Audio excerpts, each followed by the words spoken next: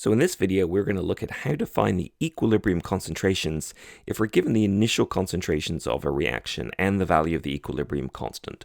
So let's go ahead and look at a chemical equilibrium. So A in equilibrium with 2B, and let's say it's got an equilibrium constant Kc of 0.33, and in this problem here, we're going to be given the initial concentration of A and the initial concentration of B, and we're going to ask to solve the equilibrium concentration. So maybe we start out with 1 mole per liter A, and we start out with 0 mole per liter B. And the question is, what are the equilibrium concentrations? So this is a fun kind of problem. So how do we do a problem like this? So the first thing we could do is we could actually calculate Q. And so Q, remember, is just the instantaneous concentration of products over reactants raised to their stoichiometric powers. And so in this case here, it would be 0 squared over 1. Well, that's just 0. So Q is not equal to K, so we know we're not at equilibrium. In fact, we can see that Q is less than K, and so if Q is less than K, then Q needs to get bigger to reach equilibrium. So to get bigger, that means we've got to make more B, and we've got to make less A. So if we're looking at our reaction here, we're essentially shifting to the right-hand side. Now, you might actually have been able to figure this out without really doing any of this Q nonsense, but since we just talked about Q, I think it makes sense. Because we don't have any B, we know, of course, we have to use A up and make B to come to equilibrium. You can't borrow against nothing, so you can't take B and react to B you don't have to make more A, otherwise you'd have a negative concentration of B.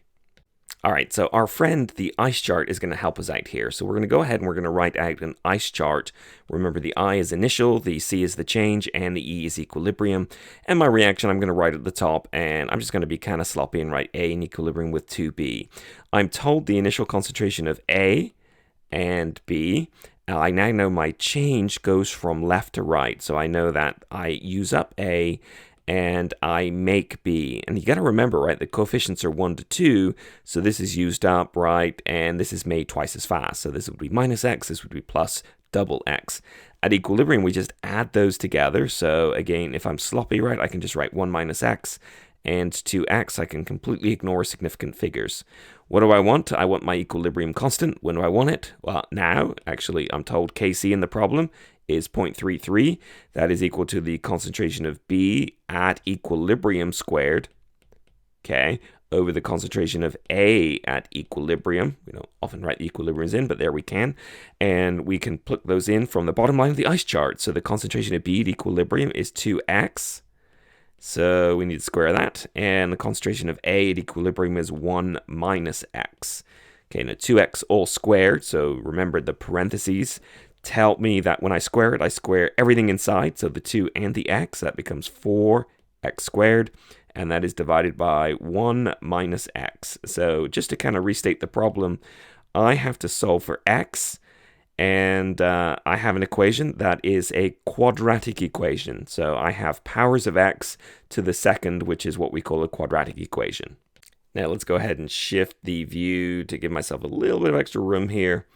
And let's work on this problem some more. So the quadratic equations are kind of annoying, but here we go. So, okay, so how would we solve something like this? Well, first of all, we can rearrange it to a form we're used to. So we can multiply both sides by 1 minus X.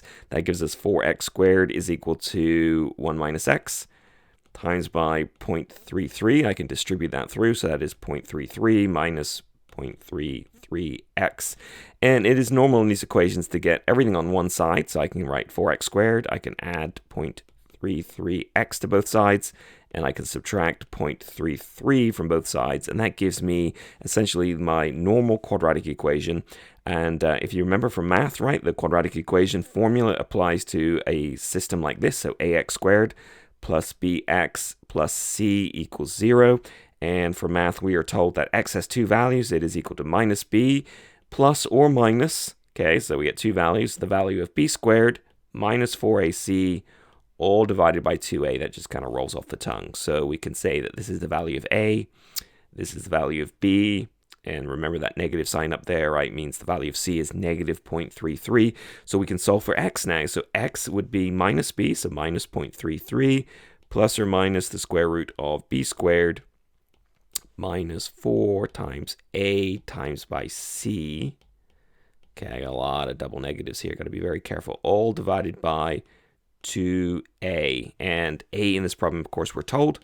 So I can erase that and write down the value of A, and the value of A is 4.